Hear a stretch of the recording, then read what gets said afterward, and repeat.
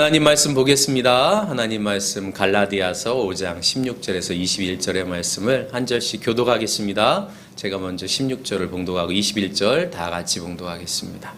내가 또 말합니다. 여러분은 성령께서 인도하여 주시는 대로 살아가십시오. 그러면 육체의 욕망을 따라 살아가지 않게 될 것입니다. 육체의 욕망은 성령의 것이고 성령의 무엇이는 것은 육체의 것입니다. 이 둘이 서로 적대하게 되어 있으므로 여러분은 자기가 원하는 일을 할 수 없게 됩니다. 그런데 여러분이 성령께서 인도해 주시는 것을 따르면 율법 아래에 있는 것이 아닙니다. 육체의 현실은 분명합니다. 곧 음행과 더러움과 방탕과 우상 숭배와 마술과 원수 맺음과 다툼과 시기와 분노와 이기심과 분열과 분파와 함께 봉독합니다. 질투와 술 취함과 흥청거리는 연애와 또 이와 비슷한 것들입니다. 내가 전에도 여러분에게 경고하였지만 이제 또다시 경고합니다. 이런 일을 하는 사람들은 하나님의 나라를 유업으로 받지 못할 것입니다. 아멘. 새해가 되면 이렇게 갑자기 유행하는 것들이 있는데 그 중에 하나가 점을 보는 앱입니다. 점 보는 앱. 여러분 혹시 그런 거 보셨는지 모르겠어요. 핸드폰에 보면 앱이 여러 가지 있는데 그 중에 하나가 이 점 보는 앱이 굉장히 많습니다. 또 사주 보는 앱도 있고요. 그래서 날짜 그 생일 날짜하고 이렇게 시간을 딱 정하면 쫙 나옵니다. 굉장히 간단합니다. 이제 어디 가서 이렇게 앉아 있지 않아도 복치 안 내도 됩니다. 그래서 새해가 되면 내가 운세가 어떨까 궁금하죠. 올해 내가 어떻게 지내야 되는 거 궁금하잖아요. 그래서 저도 한번 설교를 준비하면서 도대체 어떤 말이 있을까 해서 한번 봤어요. 근데 제가 쥐띠인데 삼재가 끝났대요. 삼재가. 그러면서 이렇게 쭉 이렇게 나와 있어요. 좋죠. 되게 올해 제가 좋은가 봐요. 균형과 안정해 이렇게 되어 있습니다. 그러면서 이런 말이 쭉 있는데 인생의 무게가 느껴질 수 있는 시기죠. 하지만 올해는 쥐띠에게 안정과 균형을 가져주는 한 해가 될 겁니다. 그동안의 노력이 결실을 맺는 시기로 작은 변화가 큰 만족을 가져올 수 있습니다. 아주 친절하게 이렇게 써 있고 제가 이건 앱에서 한 건 아니고요. 인터넷에 이렇게 쥐띠해 이런 거 사니까 딱 나오더라고요. 재물운. 제일 사람들이 궁금해하는 거잖아요. 안정적인 재물운이 이어진대요. 다만 지출을 관리하지 않으면 예상치 못한 비용이 생길 수 있어요. 하나마나한 이야기죠, 사실은. 지출을 잘 관리해야 되죠. 가족과 관련된 지출이 늘어날 가능성이 있으니 대비하세요. 늘 있는 이야기죠, 사실은. 근데 저로 생각해 보면 이제 우리 딸이 이제 대학교 들어가니까 가족과 관련된 지출이 늘어날 거예요, 분명히. 또 직업은 지금 하고 있는 일에서 전문성을 발휘하면 큰 성과를 낼 수 있대요. 하나만 한 이야기 아닙니까, 사실? 승진이나 업적 달성이 기대되고 팀 내에서 중요한 역할을 맡을 가능성이 크답니다. 또 사람들이 좋게 생각하는 건강운. 올해는 작은 통증이나 만성질환 환자의 관리에 신경 써야 되고 정기검진을 받고 특히 혈압, 당뇨 문제를 미리 점검하세요. 50대 되면 혈압, 당뇨 이게 조심해야 되거든요. 이게 딱 맞는 거죠. 꿀팁이 있습니다. 꿀팁.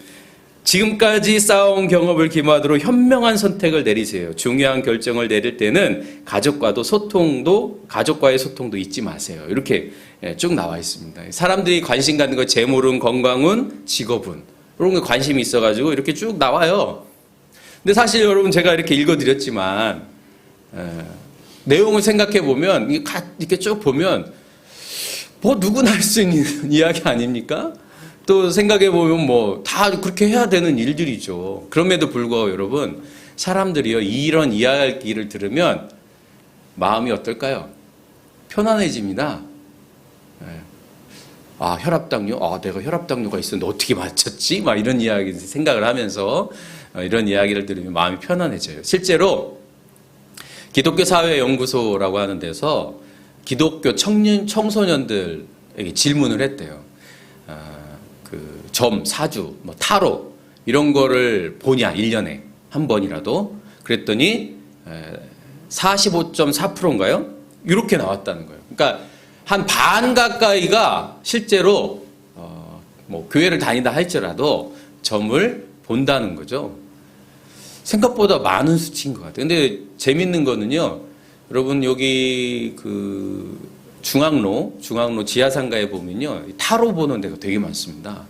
젊은 친구들은 사주 이런 것보다는 타로를 많이 보는데, 거기에 가보면 재밌는 게 있는데 뭐냐면 이 개나 고양이 타로도 있습니다. 애견 인구가 많잖아요. 그러니까 이 반려인들이 많으니까 개와 고양이의 마음을 알고 싶은 거예요. 여러분, 이게 웃기는 얘기가 아닙니다. 이게 사람들이 그렇게 간다니까요. 그리고 거기 가면요, 막 줄을 서 있습니다. 사람의 마음도 이해하기 어려운데 개, 고양이의 마음을 이해하려고 이렇게 고양이 타로, 개 타로 이렇게 봅니다. 사실 잘 이해가 되지 않는데 왜 사람들이 이렇게 갈까요? 왜 거기 가서 이렇게 뭐 사주도 보고 점도 보고 타로도 볼까요? 아마도 그 마음 심리 기저에는 이 불안한 마음이 있지 않았을까 싶어요. 내가 저 사람의 마음을 알고 싶어. 아니면 새해가 시작되면서 올해 내가 어떤 거를 좀 조심해야 되고 또는 내 삶이 어떨까 불안하기 때문에 한 치 앞을 내다볼 수 없기 때문에 이런 것을 통해서 우리가 마음의 평안을 얻으려고 하는 거죠. 그러다 보니까 개 고양이한테도까지 이렇게 가는 거예요. 여러분, 우리가 점을 본다든지 뭐 이런 역사는요 굉장히 오래됐습니다. 여러분이 아는 것처럼 이 갑골 문자 있잖아요. 우리 한자에 뭐 시초라고 하는 게 갑골 문자도 사실은 점을 보다가 만들어진 거라고 하잖아요. 그러니까 인간의 역사 속에는, 아니면 인간의 그 본성 내지는 이 마음 속에는 이 불안한 마음을 그런 식으로 해결하려고 하는 거죠. 제가 보기에는 MBTI 여러분 많이 하시잖아요. MBTI를 하는 이유가 뭐냐면 상대방의 기질과 성격이 또 유형이 어떤지 이런 거를 미리 알고 반응에 대해서 내가 놀라지 않고 그 반응을 내가 수용하거나 받아들이기 위해서 하는 거죠. 어쩌면 MBTI가 사람의 유형과 기질을 이제 잘 분석하는 어떤 도구이긴 하지만 그것 또한 우리가 사람 관계 어려우니까 하려고 하는 거예요. 젊은 사람들이 특히 이 MBTI 많이 하는 이유 중에 하나가 뭐냐면 이게 사람을 사귈 때 시간이 많이 걸리잖아요. 그리고 불안하잖아요. 저 사람이 어떤 행동할지를 모르니까. 그래서 MBTI를 통해서 만나자마자 뭐 MBTI가 뭐냐 이렇게 물어본다고요. 요즘에는 이렇게 보니까 예전 같지 않게 이렇게 데이트할 때도 MBTI 이렇게 물어서 데이트를 한다는 거예요. 또는 혈액형, 그렇죠? 이런 거를 막 해요, 사람들이. 그런데 여러분, 이런 것들에 사람들이 너무 절대화하는 경향이 있습니다. 다시 말하면 MBTI 유형을 그 사람의 모든 것으로 봐요. 혈액형을 모든 것으로 봐가지고 뭐 A형이라고 딱 그렇지, 네가 A형이니까 그렇지, 막 이런 식으로 이제 생각한다는 거예요. 이런 일이 생기면 어떤 일이 벌어지냐? 가스라이팅을 당합니다. 여러분, 무속인들한테 가스라이팅을 당해서 굉장히 어려움 당하는 이들, 여러분 혹시 좀 뉴스를 보셨는지 모르겠어요? 여러분, 이 가스라이팅 때문에 일가족이 서로 폭행을 해요. 가족끼리 폭행을 해요. 이해가 안 되죠. 그런데 점 보는 사람에 의해서 그렇게 시키는 거예요. 재산도 다 갖다는. 여러분, 이 비다나 씨라고 하는 사람 여러분 혹시 아시나 모르겠어요. 이 비다나 씨가 군산에서 유명한 사람이랍니다. 우리 계엄 여러분 노상원 씨 있잖아요. 그 사람이 찾아간 사람이 이 사람이라는 거예요. 계엄이 성공하겠습니까? 나를 배신할 사람이겠습니까? 뭐 이렇게. 여러분, 이 사람 왜 자기 얼굴을 드러내가지고 이렇게 홍보를 할까요? 뭐 진실을 알리려고? 물론 뭐 그런 마음도 있을지 모르겠습니다. 돈이 되니까 그런 거예요. 여러분, 여기 여기 아주 그냥 난리 났다는 거예요. 이제는 뭐 보니까 제가 이거 때문에 자를 찾아보니까 뭐 전화번호도 써 있더라고요. 그럼 막 전화하는 거죠. 비다나 씨, 참 이름이 그쵸? 근데 이 사람이 보니까 그런 말을 했다. 임기 마치기 전에 탄핵 당한다고 그렇게 예언을 했더라고요. 여러분 한번 생각해 보세요. 이게 우리나라가 개인뿐만 아니라요, 나라를 운영하는데도 이 무속이라고 하는 것이 이렇게 되고 있다는 거예요. 많이 배운 사람들, 여러분 군인들 여러분 3개, 4개 달 정도면요 대단한 사람들입니다. 검사, 여러분 뭐 장관, 여러분 많이 배웠다고 주술, 무속 이런 거 안 하냐? 안 그래요. 인간이라고 하는 속성이 그렇다는 거예요. 여러분 혹시 이병철 회장 아시나요? 이병철? 네, 삼성그룹, 세계적인 그룹 아닙니까? 네, 이건희, 이병철, 그렇죠? 이병철, 이건희, 그리고 누구죠? 네, 지금 현재 이재용, 이재용. 이 3대에 있잖아요. 근데 이병철이 삼성을 처음 만들어 놓고 이렇게 사람을 뽑을 때 어떻게 뽑았냐? 관상을 봤습니다. 관상. 관상가 딱 옆에 딱 놓고 채용을 했다는 거예요. 이 사람을 승진시켜야 될지 말아야 될지. 놀라시지도 않은. 여러분 이게 우리가 사는 사회예요. 뭐 과학이 발전하고 합리적이고 이성적이고 한 기업을 운영하고 한 나라를 운영하는데도 이렇게 주술이 파고든다는 거 하는 사실이죠. 놀라운 일 아닙니까? 이런 걸 보면서 기독교인들이 분노해야 되지 않아요? 그런데 희한합니다. 저기 아스팔트에 가면은 교회 열심히 다니는 분들이 그렇게 막 주술을 해가지고 나라를 운영하는 사람들 막 찬성하고 막 그래요. 그럼 이 아이러니, 왜 이런 현상이 일어날까요? 이게 도대체. 성경에서는 분명히 우상을 섬기지 말라고 하잖아요. 이게 주술이거든요. 그럼에도 불구하고 사람들은 그것에 매여 있다고 하는 사실입니다. 아니, 주술과 신앙을 혼동하고 있다고 하는 사실이죠. 성경에 대표적인 2사람이 등장하는데요. 하나는 아하방입니다. 아하방은 이스라엘, 북쪽에 있는 이스라엘의 7번째 왕이에요.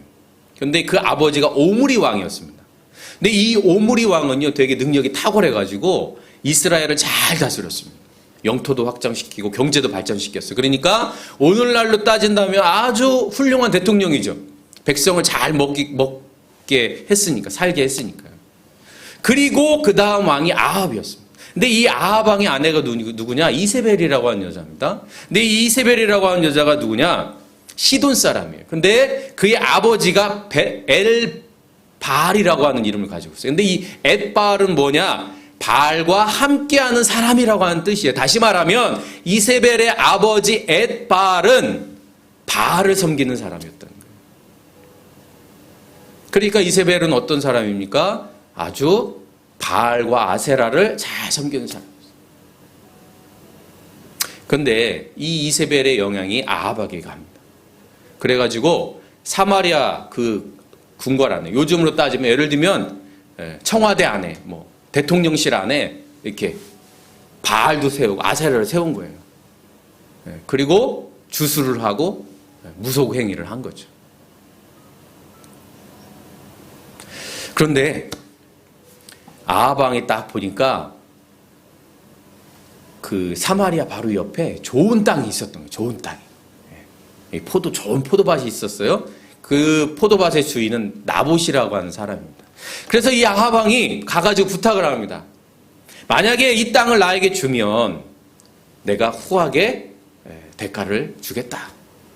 여러분, 왕이 그 당시에 한 사람의 땅에 가가지고 그렇게 부탁을 한단 말이에요. 그냥 갖고 와도 될 것 같은데. 왜 그러냐? 하나님이 땅은 사고 팔면 안 된다고 율법에 되어 있거든요. 그게 법입니다. 하나님의 땅은 사고 팔면 안 돼요. 그러니까 아하방이 그걸 알고 가가지고 나봇에게 부탁을 한 거예요. 그런데 나봇이 어떻게 얘기합니까? 안 됩니다. 우리 조상 대대로 내려온 땅이라서 이 땅은 팔 수도 없고 하나님이 금하는 일입니다. 그러니까 그때부터 아하방이 막 괴로운 거예요. 저 땅을 갖고 싶은데, 저 땅을 가져야 되는데. 그래가지고 와가지고 밥도 안 먹고 막 괴로워하는 거예요. 그거를 옆에서 아내 이세벨이 봅니다. 이세벨 마음이 안타까운 거예요. 남편이 나하방이 저 땅을 갖고 싶어 하는데 나봇이 저걸 안 파네. 그러면서 이렇게 얘기하죠. 당신이 지금 이스라엘 다스리는 왕 아닙니까? 아마 이게 뉘앙스가 어떤지 모르겠는데 왕이 돼갖고 그것도 못 가죠? 뭐 이런 뉘앙스 아니겠어요? 일어나서 음식도 드시고 이렇게 하십시오. 그리고 이세벨이 어떤 일을 꾸미느냐? 나봇을 잔치에 초대하고 그리고 사람들을 시켜서 나봇을 죽이게 됩니다. 그런데 이 일에 누구가 같이 하느냐? 당시의 귀족들, 당시에 힘 있는 사람들이 그 일에 같이 합니다. 왜 하겠습니까? 여러분 왜 그 사람들이 그렇게 돕겠어요? 이세벨이 힘이 있으니까. 여러분 놀랍지 않습니까? 옛날이나 지금이나 별로 다르지 않아요. 주술, 하나님의 뜻에 합당하지 않은 일들이 2500년 전이나 지금이나 똑같이 일어나고 있습니다. 이러한 일들을 바라보면서 우리는 참 안타깝다. 정말 말도 안 되는 일이 벌어지고 있다라는 생각을 할 수밖에 없습니다. 신약 성경에 보면 또 한 사람이 등장해요. 빌립이라고 하는 사람이 당시 이스라엘에서 7 집사 중에 한 사람이었습니다. 교회가 막 성장하면서 지도자, 일꾼들을 세우는데 그 중에 한 사람이 빌립이었어요. 그런데 예루살렘에 박해가 시작되어졌어요. 박해가 되니까 이 빌립이 사마리아로 피신을 합니다. 근데 그 사마리아에 가서 복음을 전하면서 놀라운 일들이 일어나는 거예요. 사람들이 막 안전병이가 일어나고 병이 고쳐지고 기적 같은 일들이 일어납니다. 그런데 그것을 자세히 보는 한 사람이 있었어요. 바로 시몬이라고 하는 사람입니다. 근데 이 시몬은 어떤 사람이냐? 마술을 부리는 사람입니다. 그래서 그 사마리아 지역에 소문이 자자한 사람이에요. 저 사람은 용하다라고 생각하는 사람이에요. 근데 이 사람이 가만히 보니까 자기는 할 수 없는 일들이 막 일어나는 거예요. 그래가지고 자기도 예수를 믿고 세례도 받습니다. 그리고 나서 그 사실을 안 베드로와 요한이 그 사마리아에 왔습니다. 그러면서 성령 세례를 주십니다. 그때에 이 시몬이라고 하는 사람이 어떻게 하느냐? 베드로한테 이렇게 얘기합니다. 내가 돈을 줄 테니까 나한테도 그 능력을 주십시오. 그래서 내가 손을 얹고 기도하면 막 성령이 나타나는 그런 능력을 나한테 주십시오. 이렇게 얘기하는 거예요. 그럼 그럴만 하겠죠. 자기는 할 수 없는 능력이 막 나타나니까. 그러니까 베드로가 말합니다. 내가 하나님의 능력을 돈으로 살려고 하느냐? 사랑하는 남우교회 성도 여러분, 옛날이나 오늘날이나 사람들은 능력을 갖고 싶어 합니다. 그 능력으로 뭔가 자신을 나타내 보려고 하는 거예요. 그런데 바울은 그 모든 것이 육체의 일이라고 말합니다. 오늘 19절 말씀에 보면 육체의 행실은 분명합니다. 음행과 더러움과 방탕과 우상숭배와 마술과 이 주술이에요. 원수 맺음과 다툼과 시기와 분노와 이기심과 분열과 분파와 질투와 술취함과 흥청거리는 연애와 또한 이와 비슷한 것들입니다. 사랑하는 남우교회 성도 여러분, 바울이 이야기하고는 이 육체의 일, 그 육체의 일을 왜 하느냐? 그것은 분명합니다. 나의 욕심 때문에 그런 거예요. 욕망 때문에 그렇다는 거예요. 육체의 일은 욕심에 사로잡혔을 때 하게 되어지는 거예요. 믿음의 사람들은 어떤 사람들이냐? 그 육체의 일을 하지 않고 성령을 따라 살아가는 사람들이고 성령의 일을 하는 사람들이라는 거죠. 그럼에도 불구하고 여전히 믿음의 사람들도 육체의 일을 따라 합니다. 왜 그러느냐? 이 육체의 일, 주술, 무속. 첫 번째 그 일은 힘을 사랑하기 때문에 그렇습니다. 여러분, 이세벨이 바알과 아세라를 섬겼다고 말씀드렸잖아요.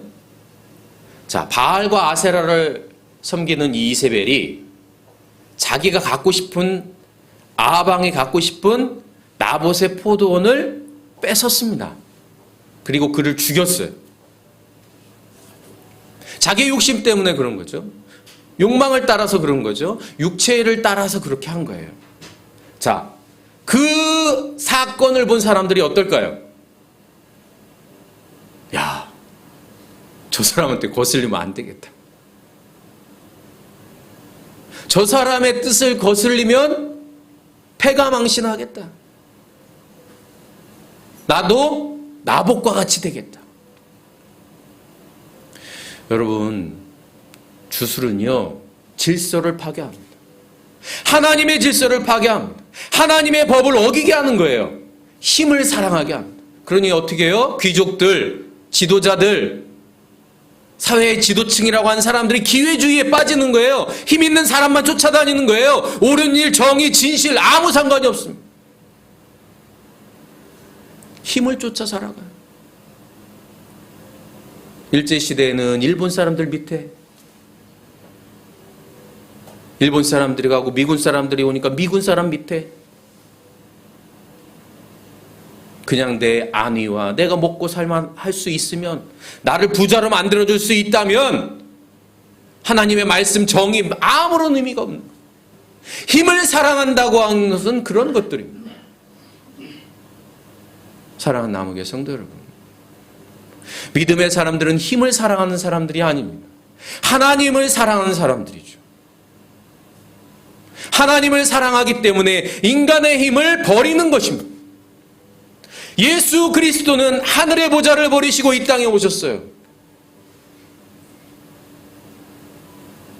하나님과 동등됨으로 여기지 아니하고 이 땅에 오셔서 십자가를 지셨습니다. 그것이 어떻게 힘이 있는 모습입니까? 힘을 사랑하는 사람은 믿음의 사람이 아닙니다. 자신의 지식의 힘, 물질의 힘, 권력의 힘, 지위의 힘, 그것을 사랑하는 한 우리는 하나님의 나라를 유업으로 받을 수 없습니다. 그리고 지도자들이 그러면 더 큰 문제는 뭐냐면 밑에 있는 사람들이 다 기회주의자가 된다는 거예요. 힘에 따라 자신의 삶을 쫓아가는 거예요. 오늘날 교회도 마찬가지입니다. 교회 안에도 힘을 쫓아 살아간 사람들이 얼마나 많습니까? 사랑하는 성도 여러분, 하나님을 따라 살아가는 저와 여러분이 될 수 있기를 바랍니다.